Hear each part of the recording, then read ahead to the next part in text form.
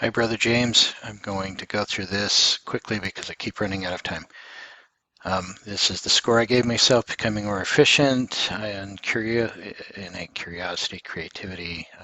Always been curious and very good at finding answers to my curiosity. Becoming more dexterous, able to use Google and filter out the noise to get to the proper solutions to things. Becoming a person who enjoys helping and learning from others, and I've always enjoyed helping others, and I do definitely seek out learning from them. Divide and conquer. I'm pretty good at that, but definitely could improve. I just sometimes I start out well, and then it kind of falls apart towards the end. Like to keep it all together through the end. Troubleshooting bugs, really good at the back end stuff and the tools there, but the front end still have a ways to go. Developing and debugging modern complex web technologies, again, pretty good at it, but have a ways to go. I'm going to pause and then move on. Okay, I've got two repositories, one for the portfolio, and then I created a separate one for the final just to keep it clean and easier for me to stay organized. I will grant you access to both of those. I'm going to compare the midterm with my final. This is just simple to do. You can add it.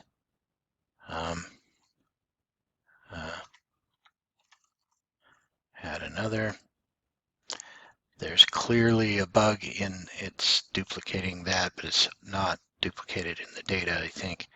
If I do that, marks that one. If I click that, it seems to be associated with the third one. So there's a bug in it and not all the functionality. I just ran out of time. My final comes in, it's country information page. You can choose a date that you want to visit the country. Select the region, Europe, for example. Select country, Belgium, where I serve my mission, and save the country. It saves it there. Renders a map, shows you the current forecast. Obviously, there's limits on the forecast, so if you're going to visit well in the future, you're not going to get a forecast for that. You can change there, switch to the Pacific Alliance, choose a country, Chile.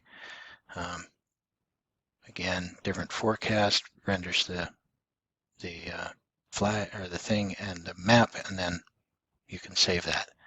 So that's essentially the functionality. We have the input buttons.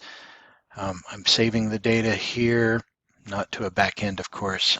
This is one API. The map is another API, and the weather forecast is a third API.